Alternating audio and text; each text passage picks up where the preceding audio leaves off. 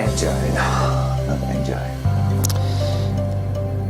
Leading blog, leadership learning video. I think people want that. I think people need some reminders. Short and quick, it doesn't have to be deep.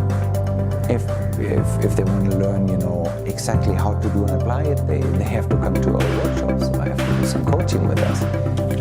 3-Minute Leadership by the Asian Leadership Center. Today I would like to talk about leading across generations. Many leaders who are senior, Generation X baby boomers, struggle to connect with Generation Y or millennial leaders.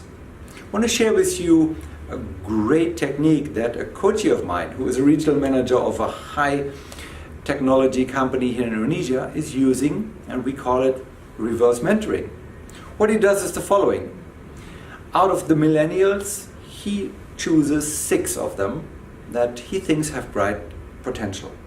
He invites them for lunch, he puts away 2 hours, and he makes it informal. He starts by saying, look guys, next 2 hours, I'm your student, you are my teachers.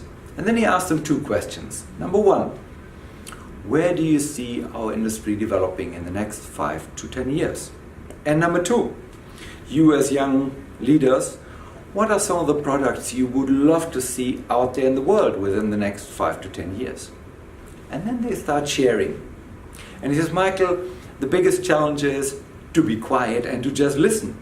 Not being critical, not being judgmental, not saying, yeah, that's great, but just to be quiet and encourage them. Saying things like, well, that's interesting. And so he started doing that, and he started doing it frequently. So he invites different groups of millennials, and he decided to take some of his more senior leaders with him, but only one at a time, to just help them to see that energy. And he encourages them to be quiet and to listen.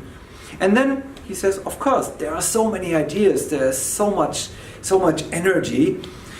We have to take that to the next level then. And he has follow-up meetings with those teams to say, now we have to build a process around it.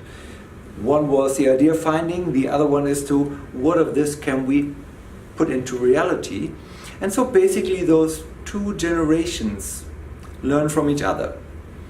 The older generation or the senior generation learns how to encourage and new ideas, and the younger generation learns how to put a process and framework around it, which really bridges the gap very beautifully.